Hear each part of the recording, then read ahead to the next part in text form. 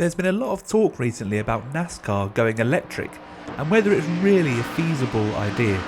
Today I'm going to be taking that to the extreme by fitting a Tesla plaid electric motor to a previous generation NASCAR and testing it on an oval and a road course. Will it be faster than the normal NASCAR and will it even be drivable? Let's find out. Here we are then on the grid. I know it's a rolling start and they don't have rolling starts in NASCAR, but here we are. But off we go then, electric torque. We're in 4th gear already just to give us the top speed. And look at the acceleration we've got. Over 250 kph already overtaken a lot of the cars. But that, believe me, causes a lot of problems, as you'll see further in this video. But yeah, so let's talk a little bit about the specs while we're here. So normal NASCAR, one of these ones anyway, the previous generation, about 740 horsepower and about 650-ish newton meters of torque. The engine in this now has over 1,000 horsepower and has over 1,400 newton meters of torque. So that's well over double the torque that one of these NASCARs have, just standardly. So crazy amounts of torque, which you can see coming off of some of these corners. This thing is wiggling all over the place. I'm having to counter steer and not go full throttle until I'm going in a straight line. And it's definitely a different way of driving, that's for sure. And I think the main thing for me driving this type of car is knowing the speed that you're carrying into the corner. I've been sim racing for like 20 years. I never realised that I relied so much on the sound of the car to know how fast I was going through a corner.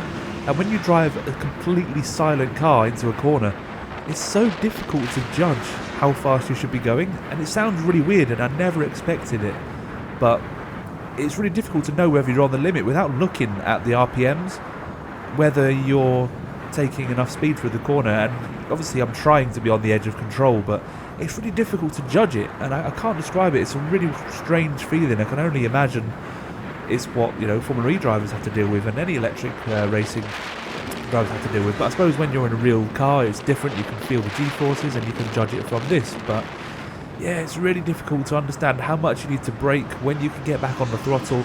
I guess it would come with practice, but that was the first thing that stood out for me. It's really difficult to judge speed into the corner. Of course, the other thing is braking. I'm going so much faster than the other cars, as you can see, well over 200 miles an hour heading into turn 3 here, that you have to brake much earlier than the cars around you. So it's so very different. Obviously in real life, you know, these cars would have much upgraded brakes, they'd have upgraded suspension, upgraded chassis if it had this much power. So it's not really fair, but for my extreme test today, I think it's good enough. But yeah, it's really difficult to judge a braking point because you're so much faster, and the brakes on NASCARs aren't great anyway. You'll see in here my first attempts at doing a road course with this. You can see a couple of crashes here because it's so difficult. There's so much power. Look at this off the line. It's wheel spinning, 120 kph, wheel spinning, 150 wheel spinning, and I spin into my teammate there, into the wall. And you cannot go full throttle until you're well over 150 kilometers an hour. And I just do a couple of laps here just to show you how difficult it is to drive with all of that torque, and just the amount of energy going through the rear wheels is incredible. So you'll see it coming out of some of these corners. I'm having to really feather the throttle. They pull away from me a little bit, but then I'm able to just come back and overtake them. So a bit of an extreme situation here, but it's a bit of fun. It is a whole lot of fun. I'd definitely recommend having a go at this if you want to try. If you've ever done a bucking bronco, it's a little bit like a bucking bronco. Look how early I have to brake here, way before they do, but then we end up going the same speed at the end. But it's just very counterintuitive because you kind of want to brake in the same place you normally brake. You're just going so much faster than everyone else. So it's definitely faster, but it's a hell of a lot more difficult.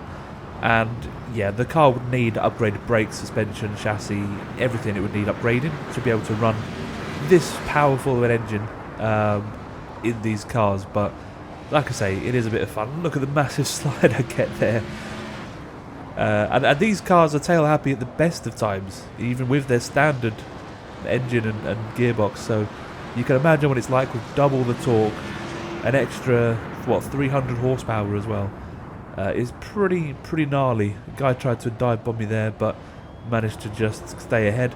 Yeah, I'll tell you what, it's a good lesson in how to manage your throttle. If you want to learn how to manage your throttle pedal, then I recommend having a go at this, because it is, yeah, interesting to say the least. But when you do get the full throttle, the speed that electric motor has is unbelievable.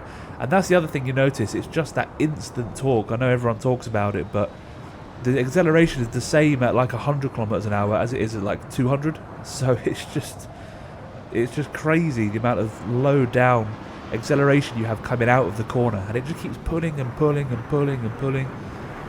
And yeah, I would love to have a go at one of these in real life. And obviously this weighs a lot less than a Tesla in real life, about 500 kilos less. So the acceleration's even more pronounced in this car. So yeah, really interesting little experiment. I had a bit of a crash here. But I still try and cross the line, you'll see.